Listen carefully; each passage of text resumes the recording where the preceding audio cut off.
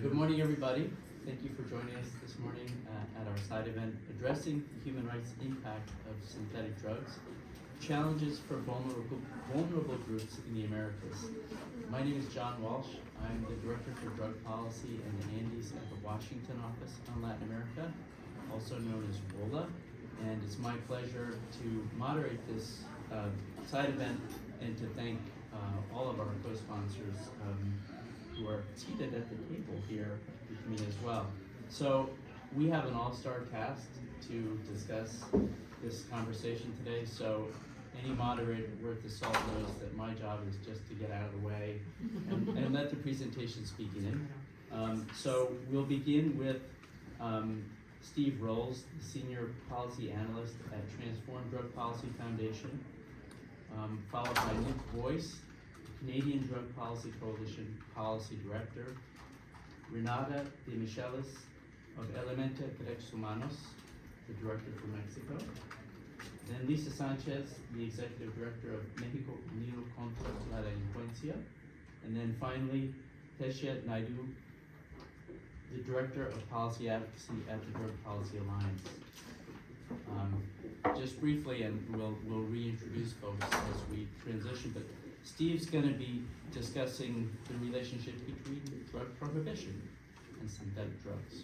How do we get where we are? Nick's going to be talking about a bit about criminalization and enforcement and how that impedes public health approaches.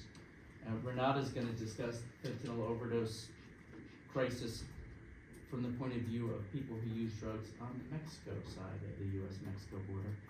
Lisa's going to discuss the harms of militarized enforcement against fentanyl and drugs more generally, and then Teshia's going to show us what effective responses to synthetic drugs actually look like. So without further ado, I want to welcome those who are here with us in person and those watching online. And just to note, those used to a 50-minute C&D side event, we have the enormous luxury of 60 full minutes. So I'm going to ask our speakers to make sure that their comments are thorough, but also concise enough to leave us plenty of time to engage with our audience with question and answer. So without further ado, Steve. Thank you very much, John, and thank you to the organisers, and it's a great honour to be on this panel of nerdy drug policy legends.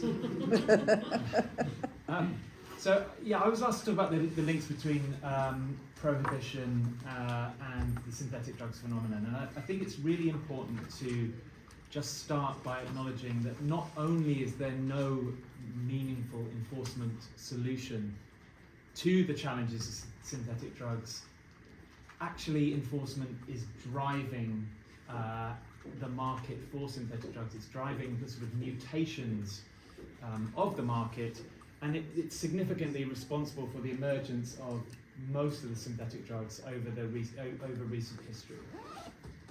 And the reason for that is really nothing more complicated, I think, than basic supply and demand economics. Where there's a demand, there is a profit opportunity, and if that demand is not met through some form of legal channel, you create an illegal profit opportunity for criminal entrepreneurs, which we know from the past 50 years they will always take. They always seize that opportunity.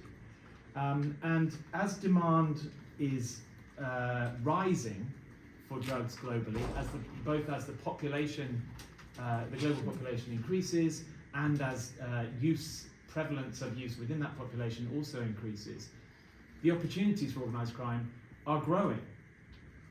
But whether within that demand, from a perspective of a criminal entrepreneur or an organised crime group, or however you want to categorise the illegal market, synthetic drugs make a lot of economic sense. The old sort of model of plant-based drugs, whether it's cannabis or coca and cocaine or opium and heroin and a few other drugs, I think that those days we're in the sunset of that period of sort of drug using history, because synthetics, just from a purely business sense, make makes sense. You don't need to grow opium in Afghanistan, process it into heroin, and transport it across half the world. You don't need to grow coca leaf and turn it into cocoa in the Andean region and transit through the Caribbean or Central America or West Africa or wherever to northern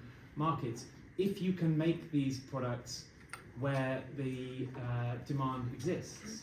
And synthetic drugs are just enormously flexible from a business point of view. The precursors are often widely available. A laboratory can be set up anywhere. Making most of these drugs is relatively simple. It's actually pretty easy to make fentanyl. I'm not suggesting you do that, obviously, but it is very easy. And you can see, for example, for a Mexican cartel, when it was they were producing opium to supply the North American market, heroin to supply the North American market. They were growing opium in Mexico, processing it, gathering all the opium, processing it into heroin, and then smuggling it across the border. But why would you bother going to all that trouble to sort of get a truck with 100 kilos of heroin across the border when you can fly 1 kilo of fentanyl that you've made in a laboratory over the border with a drone, or one matchbox of car fentanyl, because it's like 50 or 100 times more potent, and some of the fentanyls are thousands of times more potent than heroin. It's easier to traffic, and it just makes economic sense. So prohibition is not only not getting rid of that market, it's mutating it, tilting the market towards more potent synthetic substances that are easier to make, but make the same amount of money, but are much easier to transport. You can get as much carfentanil in a matchbox as you would need to supply a city, a major American city, for a month. You don't need huge bales of cannabis. We're not talking about that anymore. And I think just looking at some of these examples really reveals the sort of the fundamental flaw in the whole prohibitionist paradigm. Just a few examples. So synthetic cannabinoids, synthetic cannabinoid receptor agonists, SCRAs, I hope I've got that right. Things like spice and black mamba. They have emerged purely as cannabis mimics in places where cannabis was illegal, but they weren't, because they had yet to be prohibited. And there are now more than 100 of these synthetic cannabinoid drugs. They are more toxic and dangerous than cannabis and THC itself. And the law plays a sort of endless sort of whack-a-mole, where a new synthetic cannabinoid will be emerge on the market. They will ban it, and the criminal entrepreneurs are very smart. There's an almost infinite number of molecular variants for many of these sort of broad families of synthetic drugs. So you ban one, and they can simply just invent another one. And it's one of the other advantages from a business point of view, is that you can always evade the law by just inventing a new drug.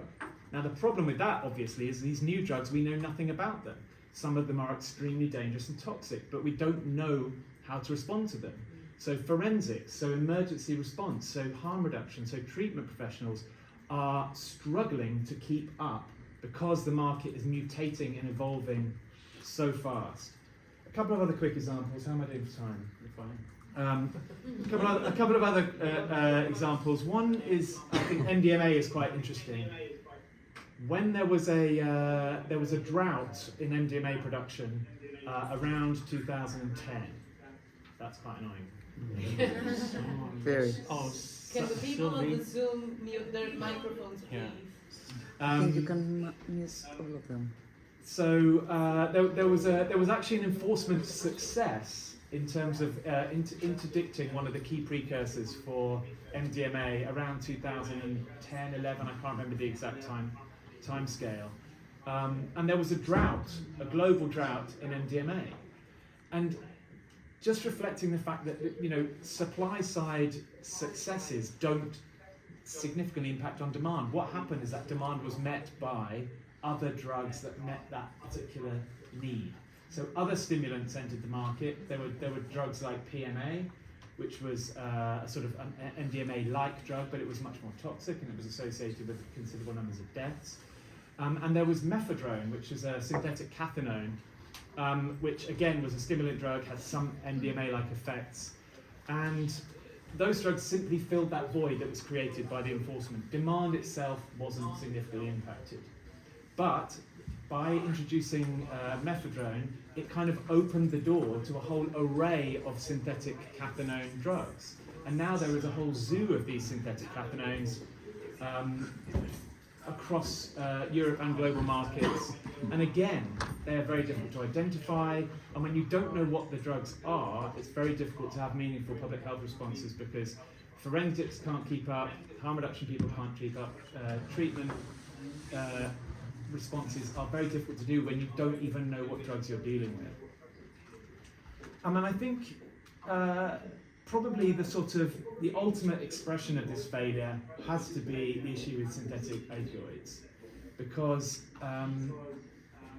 as I've already alluded to, not only is there no enforcement solution to the synthetic opioids issue, I think there is a very strong argument that prohibition created the synthetic opioids problem in the first place.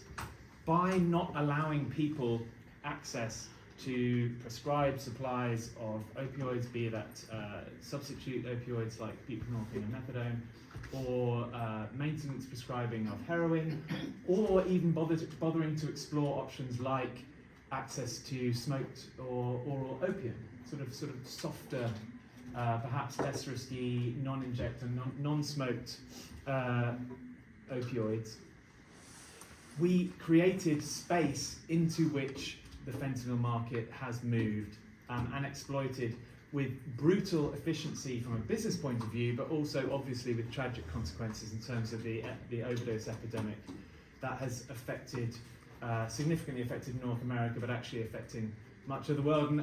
And people may not be aware, but in Europe, fentanyl is not really the issue.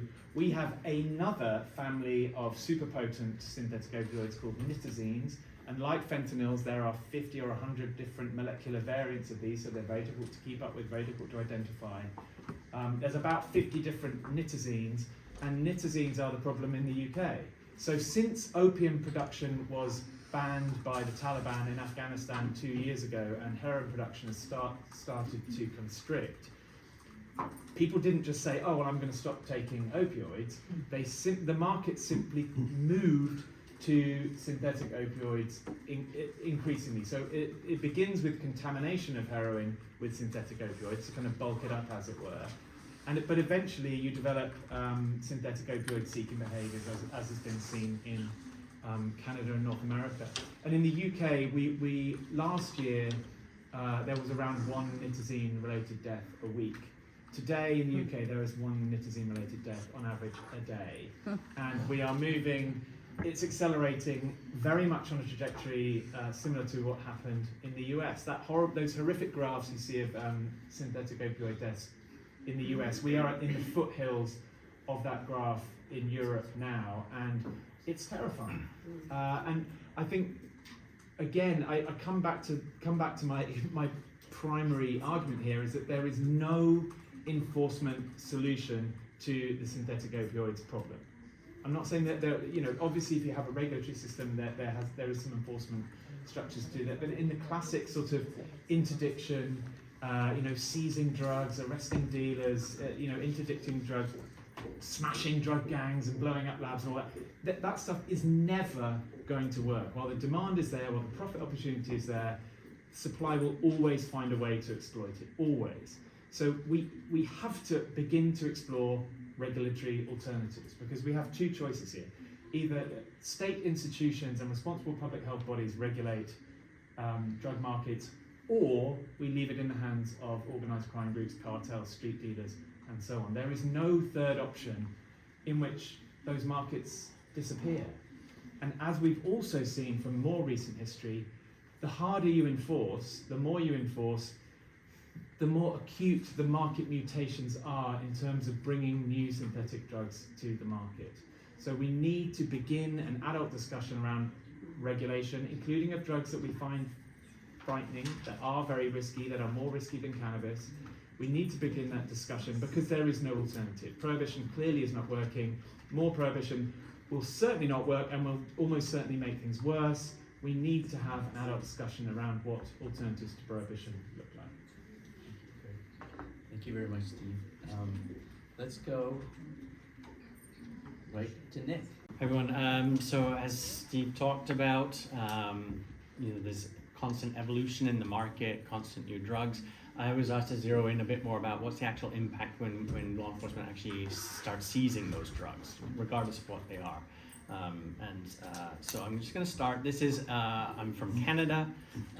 Some of you may know I am on the Canadian delegation, but right now I am not speaking as Canada. I am speaking as Nick Boyce, Canadian Drug Policy Coalition, so be very clear about that. We have a federal drug service, Royal Canadian Mounted Police. We also have Canadian Border Services. And this is kind of the standard stuff you see when they do these drug seizures. And they talk about how they're very concerned about drugs making their way onto the streets, and that how those drugs amplify the risks and risks of overdose for people. So they often talk about how positive it is when they take the drugs off the street. This was Toronto Police Services just earlier this year, the largest cocaine seizure ever. And I think it's like every 6 months we see the largest drug bust ever, and then the next 6 months the next largest drug seizure ever. And they say this is an indication of how well they're doing and their success. And I think we need to reframe that. That's not a success. This is an absolute indication of the absolute failure of drug prohibition. If prohibition and law enforcement's working so well, shouldn't the seizures be getting smaller and less frequent? So this is the largest cocaine seizure ever, and as part of their announcement around this, they said, when we get illicit drugs off our streets, we literally save lives, we protect people, we prevent violence, and we break up criminal networks. Well, we've been doing this for 120 years, and the drug busts get bigger, the criminal networks get bigger, organized crime gets bigger. They also, in that same announcement, talked about how the illicit drug supply fuels Canada's ongoing public health crisis, and every kilogram of cocaine we've removed from the street represents lives potentially saved from overdose. All of that is not true. It's the opposite. So I think the underlying assumptions that we have around law enforcement interventions and seizures is that they interrupt organized crime groups, and yes, they do, but then new ones come along. They reduce drug crime, that's not true, we'll talk about that. They reduce drug use, that's not true. People, as Steve said, the demand is there, we're not addressing demand by just taking away supply.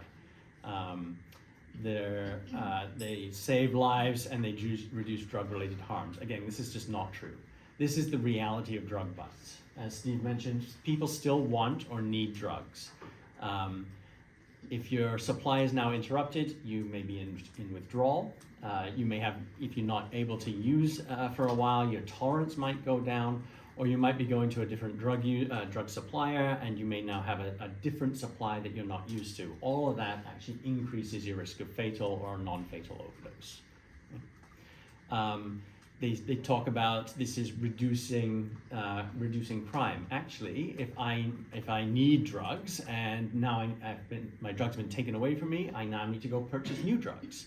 And for many people, that involves that increases their engagement with the unregulated market and increases their engagement with criminalized income generation. So things like transactional sex or shoplifting potentially. In terms of suppliers and organized crime, actually we're just generating more income for them because now you've taken away my drugs, now I have to go back and buy more. So we're actually feeding organized crime. In terms of reducing violence, no, it's the opposite. New people step in to fill the void. There's now more risk. So there's going to be people willing to take more risk, and that just actually increases gang and gun violence.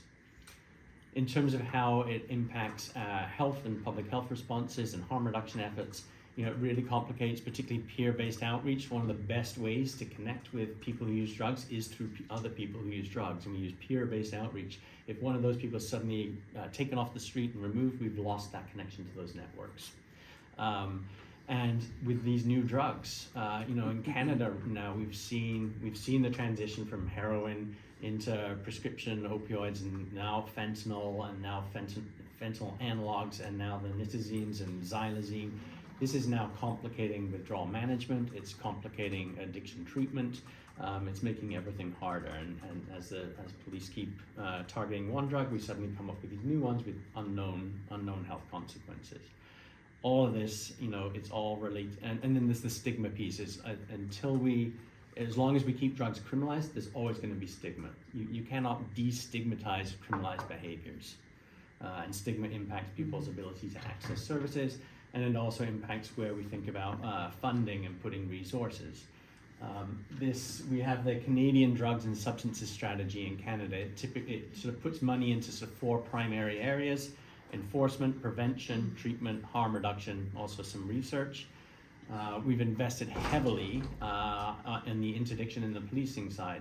Our drug strategy, this is just from 2017 to 2022, and this is just at the federal levels. It doesn't represent all the different provincial or state kind of funding, municipal funding, so it's just a sliver of it. But enforcement gets more of the resources than prevention, treatment, harm reduction, and research combined. All of that too, it's not just that we're investing in law enforcement, but we're not putting those resources into social determinants of health and addressing people's trauma, addressing housing. We have a serious housing crisis. And on top of this now, we spent, it was I think about $750 million over about 5 years on our Canadian drugs and substances strategy. Just in December earlier this year, we now announced $1.5 billion on border security. That's more than we have spent in the past 5 years on our entire drug strategy, and entirely on border security. So prohibition does not address the demand for drugs or reason people use. It's funding things that actually drive the supply. The changes to the supply increase overdose risk, and it's taking away resources that would better serve people and better address their drug use, and actually ultimately reduce the demand for drugs in the first place. I'll leave it at that for now. Thank you so much, thank you. And we'll open to your questions. Great. Thanks, John, and thanks to my fellow panelists. I'm grateful to be speaking among such distinguished civil society advocates from around the country. Around the world, I should say. We're all from Austria. Panama, Greenland. There you go, exactly. My remarks really will be focusing on the overdose trends in the United States and highlight some of the proven health approaches to address the crisis. My co-panelists talked about the harms of the supply side approach to, and the punitive supply side approach to drug policy. And I'm not going to be talking specifically in the US and the history of the war on drugs in the US. I think that's well documented. I really want to focus on what some of the proven health interventions have shown to date.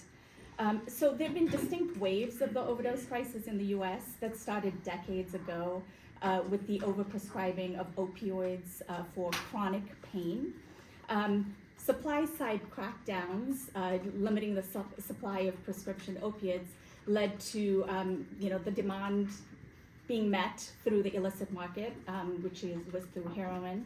Crackdowns on heroin led to the proliferation of fentanyl and fentanyl-related substances in the heroin market. And now crackdowns on fentanyl and fentanyl analogs and class-wide scheduling, we're seeing nitazines and xylazine in the drug supply. Through all of these waves of the overdose crisis, crackdowns have led to changes in the drug market, as I've indicated. But as enforcement continued, so did overdose deaths in the US. The lesson from these waves of the crisis is that when we focus on punitive supply-side interdiction efforts, we risk creating an even more dangerous drug supply that favors more potent drugs that are easier to transport and conceal and to smuggle. Supply-side and punitive approaches have not been effective at saving lives, and we cannot do more of the same. what we need to do is follow the evidence and prioritize what actually works. So on that note, for the first time in decades, we're seeing some encouraging results in the US when it comes to overdose deaths. According to the Centers for Disease Control and Prevention, there was actually a 24% decline in drug overdose deaths in the United States for the 12-month period ending September 2024. So that's the data that's most recently available. 24% is pretty remarkable given that there's been a steady rise in overdose rates the last several years.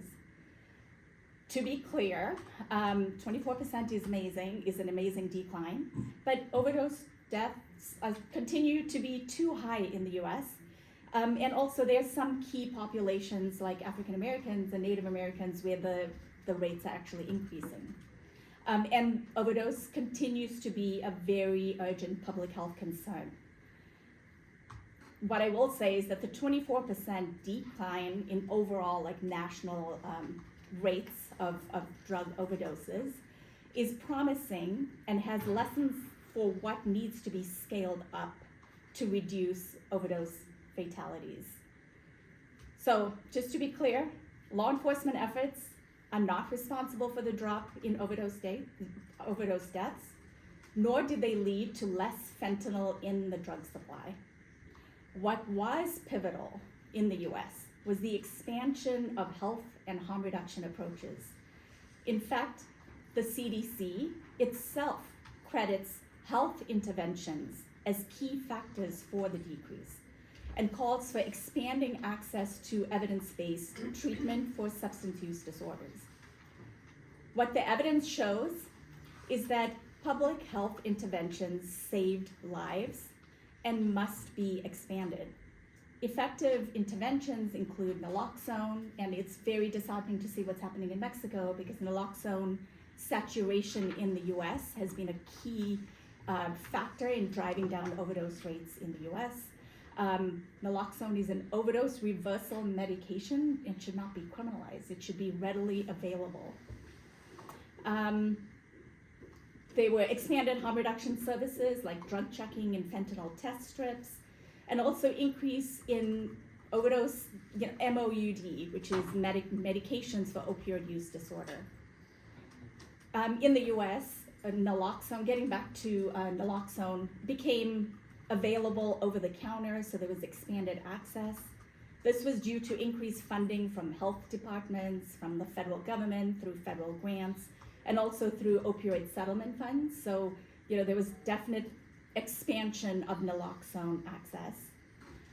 When it came to medications for opioid use disorder, a variety of settings made those drugs available, those medications available, including hospital, emergency room departments, harm reduction programs, and even jails and prisons, because at one point in the US, those kinds of medications were not permitted in jails and prisons. These medications can cut the risk of overdose by approximately half, so they're very, very effective. There was also an expansion of harm reduction services, as I mentioned, drug checking and fentanyl test strips, but there were also honest reality-based drug education that saved lives by teaching people how to avoid risky behaviors. So these are all very encouraging steps in the US, but unfortunately, these life-saving services are at risk of being gutted in the United States, and tragically could have the effect of reversing the positive trends that I've mentioned. It's very concerning because there are increased calls by the new administration and Congress to cut funding on various levels, especially Medicaid, which is at risk of being cut in the US, which is also one of the key providers or coverage for substance use treatment. So it's very concerning that there are threats to all of these funding, these funding streams that have been supporting services that have proven to be effective at reducing overdose rates. It's critically important that these services continue to be funded, and not only funded but expanded. It's imperative that we do not repeat the mistakes of the past, and I think all of my co-panelists have really highlighted how we keep doing the same thing over and over again. We need public health responses to a public health crisis. I'll pause there and thank you. Look forward to your questions. Let's go now. Lisa. Thank you, John, and thank you everybody for coming, and thank you everybody for joining us on this hybrid event from wherever you are. We wanted, when we first started planning this event, what we wanted was to show not only that warlike approaches and punitive drug policies had human rights impacts directly on the people who use drugs, but we also wanted to show how from different countries committing to law enforcement only responses or even militarized responses to the war on drugs can actually have more negative impacts in terms of the broader picture of security policies in those countries, and that bilateral or international pressures on countries to actually recommit to the war on drugs or recommit to punitive policies aiming at reducing or eliminating supply all at once actually can have even more negative impacts in terms of human rights violations and in terms of the effectiveness of our policies, not only in terms of public security or public health, but in terms of justice and in terms of massive human rights violations. We saw how enforcement and busts actually harm and undermine the achievement of public health objectives in Canada. We also saw how in Mexico, specifically in the border with the United States, where most of our injecting drug users and most of our synthetic drug users are or concentrate, punitive policies actually have all of these negative impacts.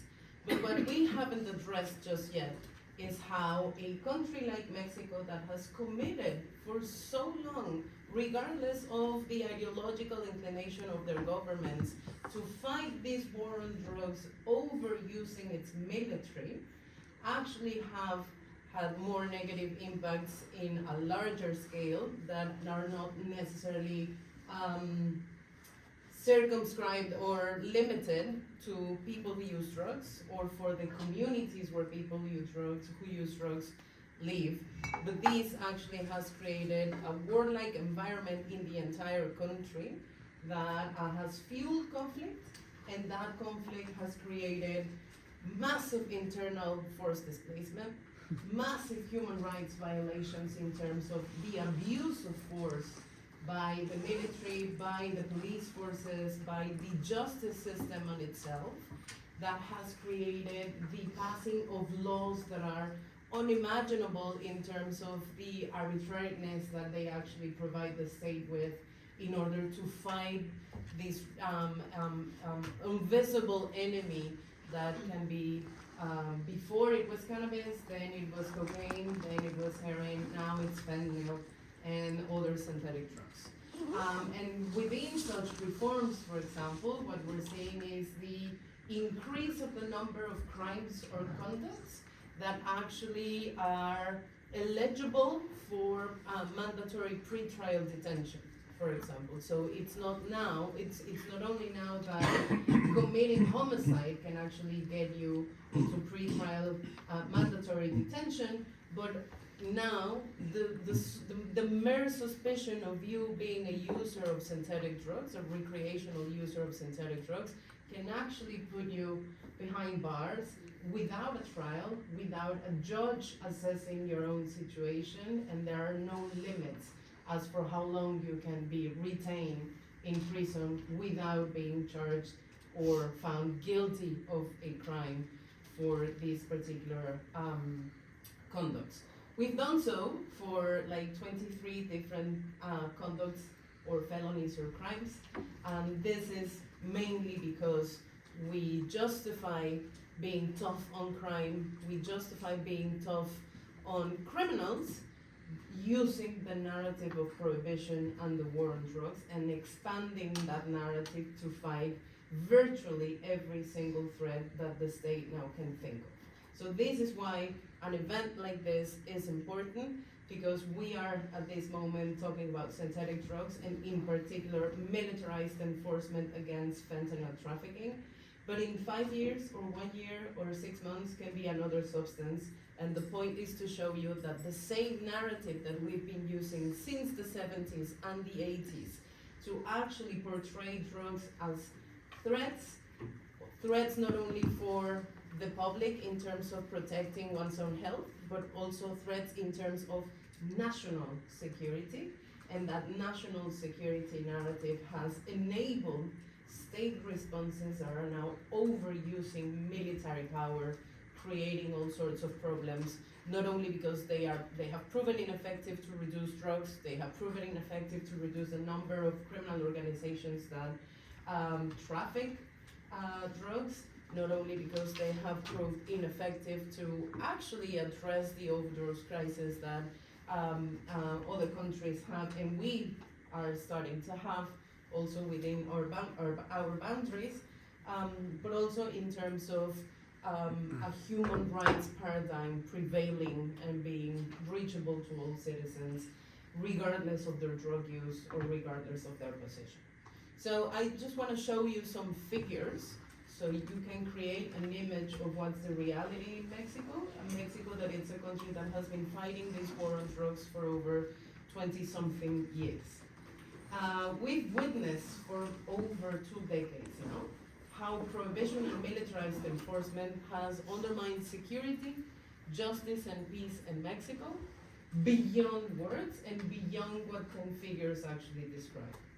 Evidence shows that since 2006, the year where our former President Calderon declared formally a war on drugs, homicide rates in the country tripled, and now the death count actually surpasses 500,000 people that have been killed directly by violence caused by this militarized response to drugs. And this is not to say that 100% of these deaths were actually caused by soldiers or law enforcement agents, but it was all of them were actually killed in a conflict that we helped create by actually enabling a militarized response to drugs. Homicides, of course, are not only the only indicator of how security deteriorated in Mexico. There are other metrics that are as horrifying as the levels of homicides that we have, such as the increase in the number of criminal organizations. We used to have between 7 to 15 cartels in Mexico, depending on the source that you were consulting. Now we have over 300 criminal organizations that actually hire smaller cells of armed people that actually do the work for the cartels, and now they are even more flexible and fluctuant in terms of the territory they occupy and the people they serve. The rise of predatory crimes such as extortion in Mexico is also an indicator of how security deteriorated in these 20-so years, and also the exponential growth of disappearances, as Renata mentioned, and internal forced displacement that can actually tell how failed our drug policies are and how failure it is to expand that approach from the drug sphere to the prosecution of crime at large. Militarization has fueled conflict as it had prepared both sides, soldiers and law enforcement agents, but also criminal organizations, for war. And some criminal organizations actually armed themselves to protect themselves from other criminals, but also to protect themselves from state enforcement and to actually assert their power over the territories and create criminal governance mechanisms on the ground. Punitive drug policies and militarized responses to security at large have also prevented our governments from adopting more effective drug policies and alternative approaches to drug use and drug abuse, such as harm reduction services and such as citizen security policies. Renata mentioned, for example, that we recriminalized the distribution of naloxone in Mexico, that we actually scheduled many of the substances that we actually needed to face the risks of synthetic drug use in Mexico, instead of make them more available, cheaper, and widely distributed among people who use drugs. This policy of prohibition that underlines the drug war creates the incentives for criminal organizations to devise drugs that are easy to produce and smuggle, and that are highly profitable. As Steve mentioned, synthetic drugs and fentanyl are themselves the kids of this mother called war on drugs, because before we were smuggling cannabis, that it was a plant, it was naturally created, we knew exactly what was inside. Now we're smuggling a thing that we know nothing about, or we know very little about. And these particular drugs that actually have more toxic effects and that we know less about are fueled in the harms they create in our communities by the absence of community-based responses, because again, in the circle that I'm trying to picture here, criminalization, punitive responses, militarized responses prevent communities from actually wanting to participate in community-based responses to drugs, because then themselves, they actually face the risks of militarization, the risk of being arrested or killed or sexually abused, as Renata mentioned. And the results in Mexico are devastating. Like that is the conclusion, and that is the image that we want you to go out of this event with. After almost 20 years of pursuing this punitive approach, Mexico now is left with a very empowered military sector that not only has enormous economic and political resources, because now they are in charge of the war on drugs, but also of the entire security policy in Mexico. But paradoxically, Mexico also has the highest levels of violence and human rights abuses it has had in history, because it is very difficult to go back from that and actually implement policies that are helpful to reduce violence, to reduce human rights abuses, and to reduce crime altogether.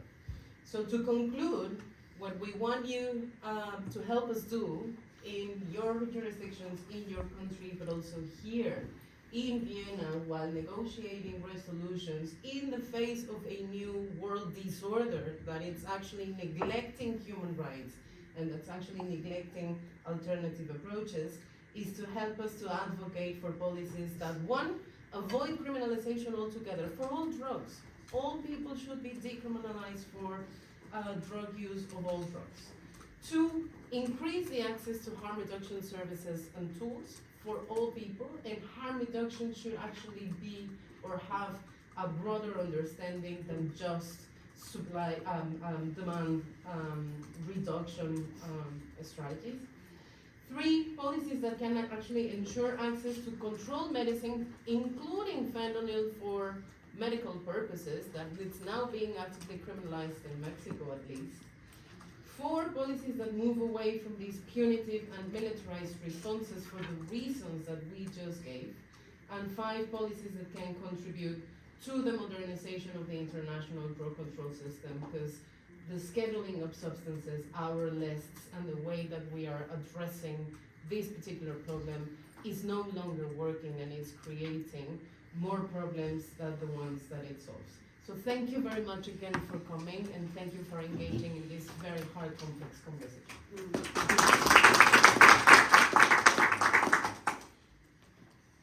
Thank you. Now we go to Renata. Thank you. Thank you. Good morning, everyone. Thank you all for being here. I'm truly honored to share this space with colleagues who do incredible work to mitigate human rights impacts of prohibition. As Jen mentioned, I will be addressing the situation of people who use drugs at Mexico's northern border, focusing specifically on the violence and human rights violations faced by those who use drugs and lives on the streets, in Tijuana and Mexicali, the two cities in the states of Baja California. What I'll be sharing here today is based on the findings of our latest report, Entre la Calle y el Uso, which you can find on our website, but I also brought a few copies, so if you're interested, feel free to grab some. I'll start by saying that in recent years, as Steve argued earlier, the rise of fentanyl trafficking toward the US-Mexico border has transformed the illicit drug market. This has not only increased tensions between the two countries, which we have all witnessed in the past months, but has also disproportionately impacted people who use drugs in border states, particularly in a state like Baja California. Let me briefly put you all in context. Baja California in northwest Mexico borders California and has 3.7 million residents. Its two main cities, Mexicali, the capital, and Tijuana, play key roles in migration and border dynamics. Tijuana, home to half the state's population, also hosts the world's busiest land border crossing, the San Isidro Garita. Its proximity to the US shapes its economic and social landscape, with high human mobility as deportees, migrants in transit, and internally displaced people arrive constantly. Over the past 2 decades, migration patterns have shifted. Tijuana has gone from a transit hub to a long-term settlement due to stricter US immigration policies. While migration doesn't directly cause homelessness or drug use, in Baja California, many migrants face these conditions due to the lack of opportunities. With the increase in long-term settlements, shelters in cities like Tijuana have raised concerns about the extreme risks migrants face. In many cases, their options are reduced to using drugs to endure precarious conditions or joining the organized crime groups. Meanwhile, Baja California remains one of Mexico's most violent states, with high rates of homicides, disappearances, arbitrary detentions, torture, and gender-based violence fueled by militarization and cartel conflicts. This has disproportionately impacted people who are homeless and use drugs. They are criminalized, stigmatized, and often rejected by society. Public policies are designed to erase completely their presence, as they are seen as a threat to public safety and health, rather than as individuals with human rights. The arrival of fentanyl in Baja California has significantly changed drug use in public spaces. According to data from local harm organizations Verter and Casa, the first positive case of fentanyl use in the state was detected back in 2018. By 2023, 100% of the tests conducted by these organizations came back positive to fentanyl, with 90% of users reporting polydrug use, including heroin, fentanyl, and methamphetamine. Despite the dramatic rise in overdoses, the state has failed to implement adequate healthcare policies for this population.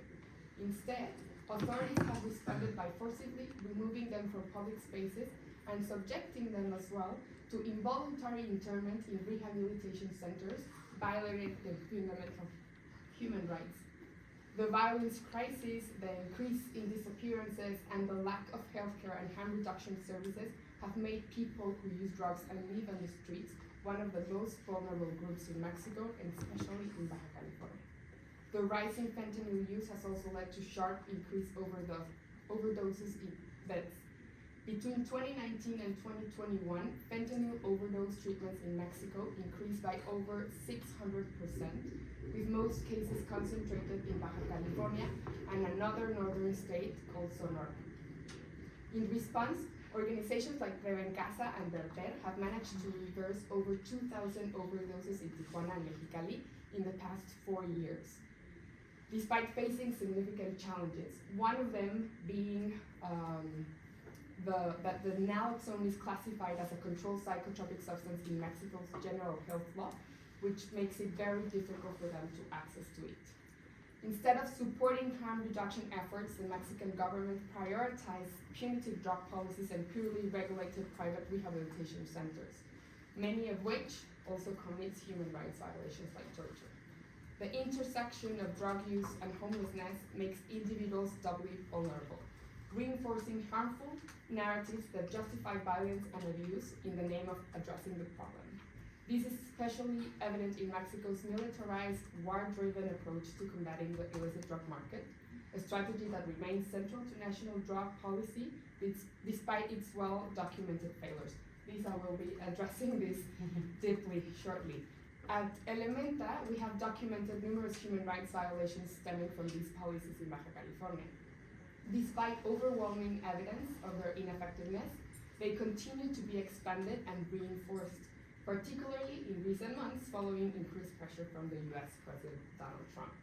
Overall, people experience homelessness and drug use in Baja California face police harassment that prevents access to primary health care, arbitrary detentions for either drug possession or paraphernalia possession, police operations designed to remove them from public spaces, forced transfer to another state for involuntary treatment, forced labor, enforced disappearances, extortion to avoid prosecution, theft of money and harm reduction supplies, confiscation and destruction of drug paraphernalia, physical and psychological violence, and sexual violence specifically against women who use drugs and live on the streets.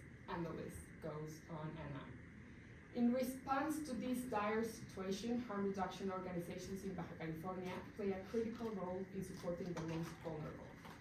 Their work extends beyond healthcare, providing social assistance to victims of violence and human rights abuses. In Tijuana and Mexicali, harm reduction services do more than just reduce the risk associated to drug use. They create opportunities for people who use drugs and experience homelessness and that are highly vulnerable situations. They provide safe spaces for connection, for dignity, and support in a context where violence, stigma, and criminalization often leave them with no other options. If we are serious about addressing the realities of drug use, homelessness, and human rights in Mexico and the border, we must move beyond warlike and punitive approaches and recognize harm reduction as a vital tool for also reducing violence and creating inclusive, resilient communities. Thank you. Cruel trauma, indeed, if the Trump administration is in fact inheriting lowering overdoses and turns its back on the public health approaches that help create that improvement, only to double down on the kind of punitive policies that we've been discussing. So we do have a good 7 minutes left for your questions and our conversation. So I would say, yeah, show of hands and we'll get as many questions and then back to our panel. Yes, sir. What we're saying here is that the United Nations needs to adopt a human right for drug users to be able to use. I'm just interested in your thoughts about the Convention on the Rights of the Child. And that convention, it's the only convention that actually addresses drug use amongst the human rights, the 9 human rights conventions. And so it's got to be treated as fairly definitive. And the kind of picture that it's putting up, if you look at the rights of the child, you've got the various articles. Article 33 is the rights of the child. And you've also got the right of the child to be free of slavery, of sexual exploitation, and so on.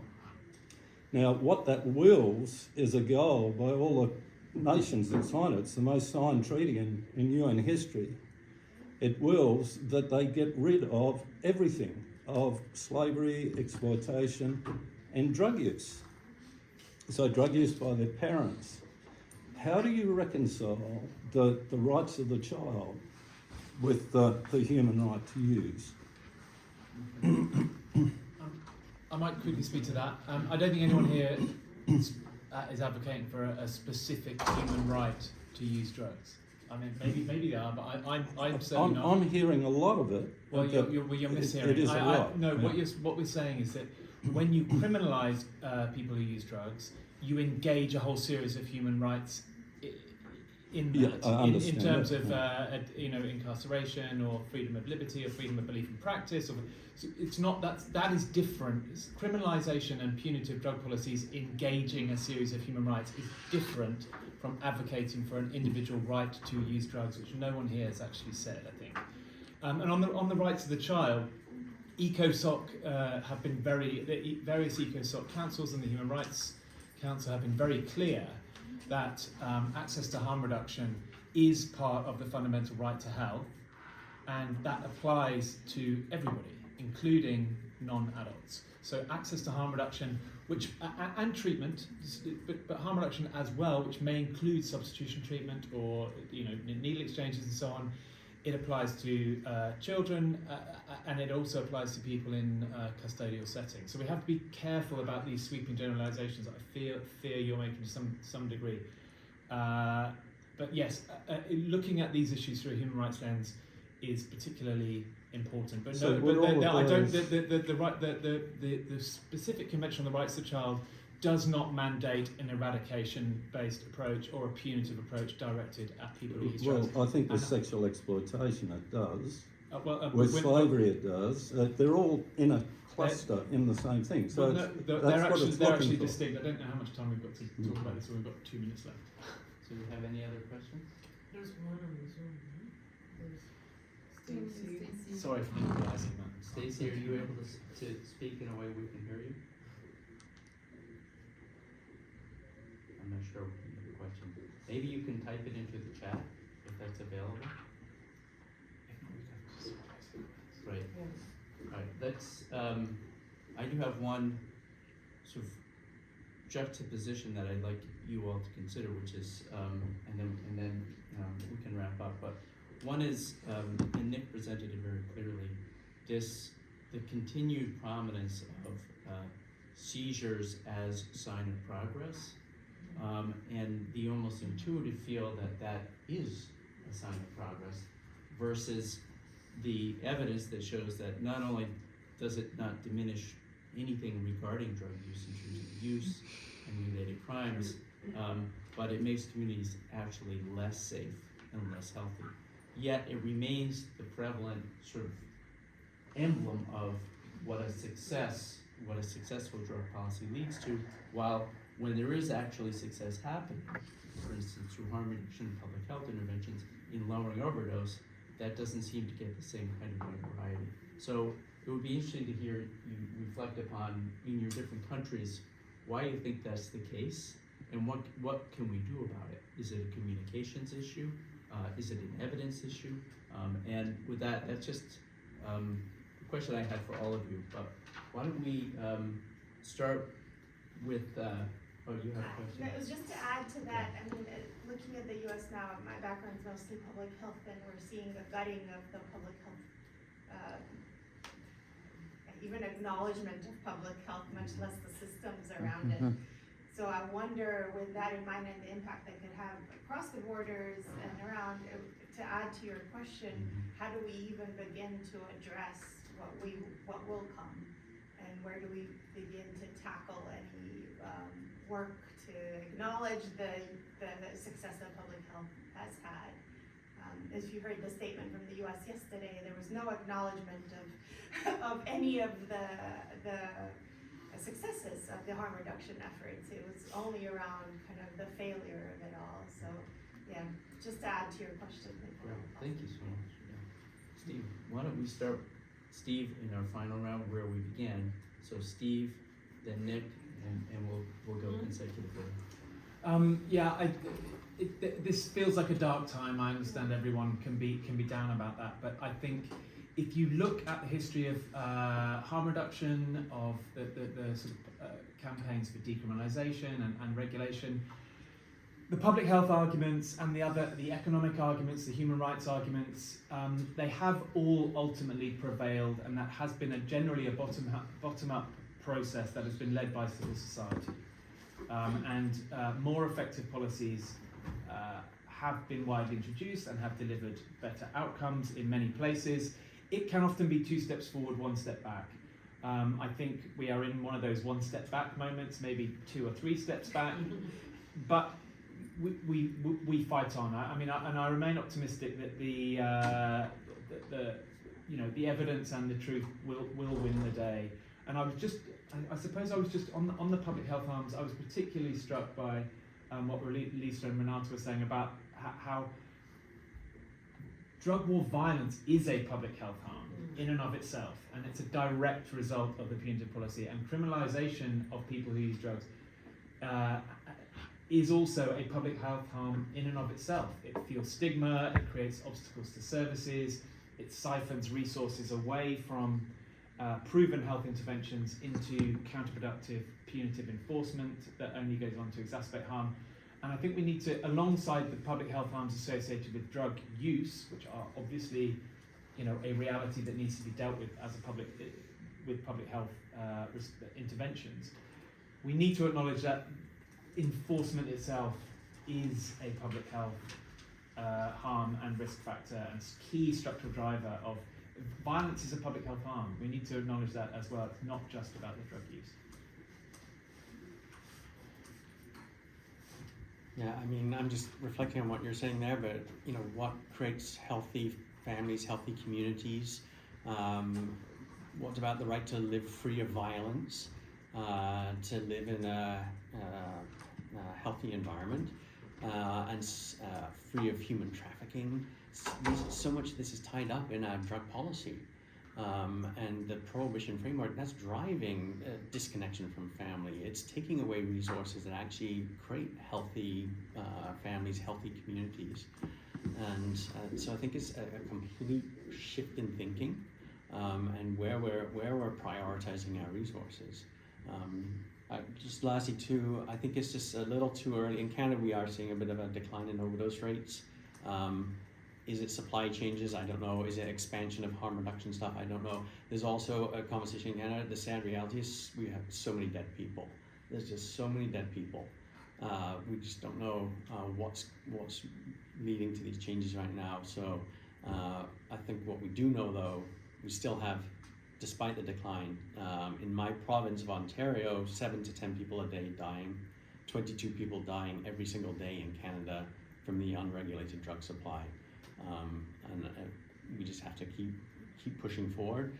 And a lot of those harm reduction responses would not be necessary if we regulated the drug supply in the first place.